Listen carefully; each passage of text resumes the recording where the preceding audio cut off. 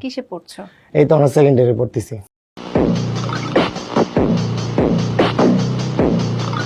কোন সাবজেক্ট নিয়ে? সায়েন্স নিয়ে পড়তেছি, আরে বাবা, কিন্তু মানে কলেজে ওরকম ভাবে যাওয়া হয় খুবই কম। স্পেসিফিক সাবজেক্ট হচ্ছে আপনার সায়েন্স নিয়ে পড়তেছি। সায়েন্সে তো অনেকগুলো মানে সাবজেক্ট থাকে থাকে না, হ্যাঁ, মেজর। তোমার major মেজর থাকে। কি?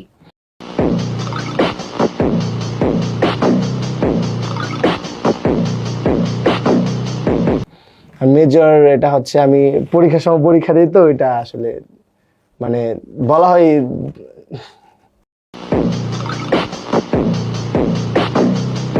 আমি বলি আমি জাস্ট কলেজে যাই, এক্সাম দিই, দেন চলে আসি। মানে বিজনেস নিয়ে কন্টেন্ট নিয়ে বিজি থাকি, মানে লেখাপড়াতে একটু ওইরকম থাকে না তো মনোযোগ, ওই জন্য আর কি। তোমার সাবজেক্ট কয়টা আছে বলো, কয়টা পরীক্ষা দিতে হয় বলো?